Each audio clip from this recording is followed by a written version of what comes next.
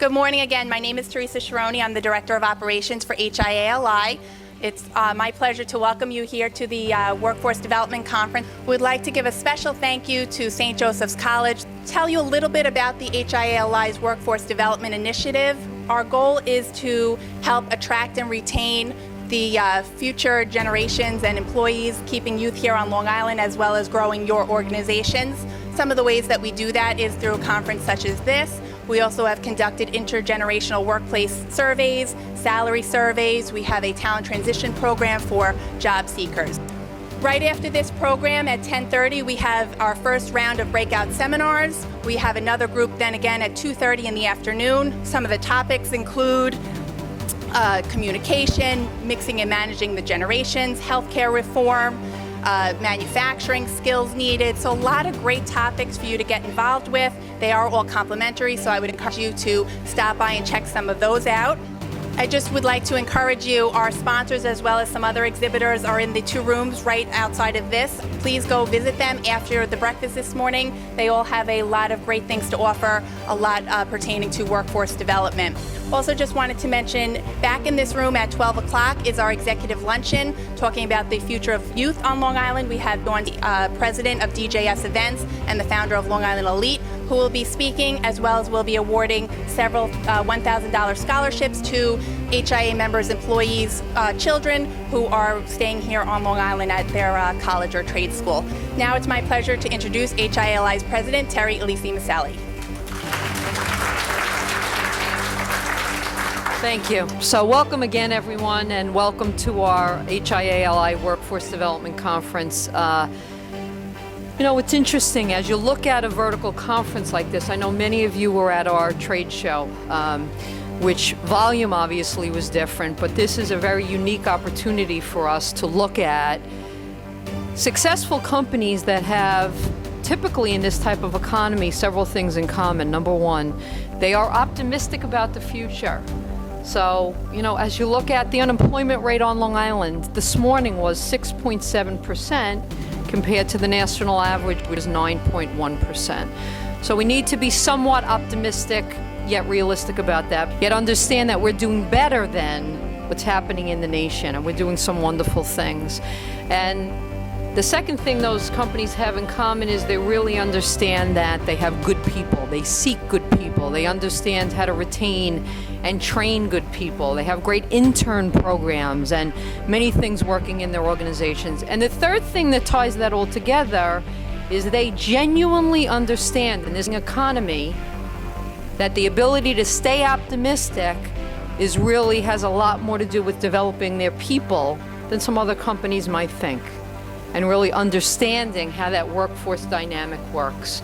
So that's what this conference is all about. We're here really to look at opportunities, some solutions to that, certainly, and ways that we can move forward in a more aggressive and assertive way. For the third year in a row, we are awarding a Workforce Development Award.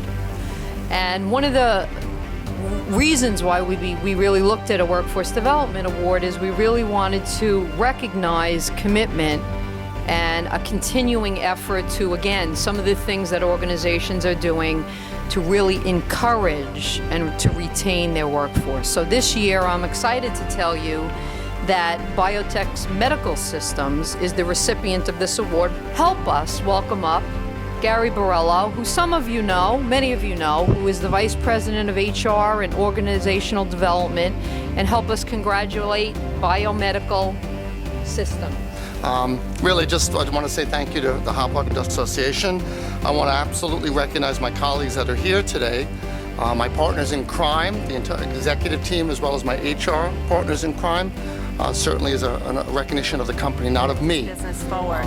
Our speaker is David Friedfeld, CEO of Clear Vision Optical. Today he'll speak to us about creating a corporate culture that wins from a CEO's perspective. I also would tell you that building the right culture increases the innovation in the organization, performance, and service. I like to look at engagement as the person wanting to come to work, wanting to be there, wanting to be happy, and then alignment is that they march to the same tune, same drummer, as everyone else in the organization. I also think that one of the things that slows down organizations is if you don't have a good culture, because you're dealing with too many problems in the organization. So I write down here, the speed and efficiency, energy and passion multiplies if you have a winning culture. We have a lot of great young future leaders here with us, and we're going to get to see them in just a few more minutes. So now for our program today, our scholarship awards. We'd like to first begin by thanking some companies that have really gone above and beyond and donated either $500 or more towards this very worthwhile program. So if you're here, when I say your company name, if you can please stand so we can recognize you. Clear Vision Optical, Estee Lauder, FedEx, People's Alliance Federal Credit Union, Stony Brook University, VAI, Sartorius North America, and Basilico. I'm going to ask you all to please stand. We thank you for your generous support. So help us welcome up Dawn Strain.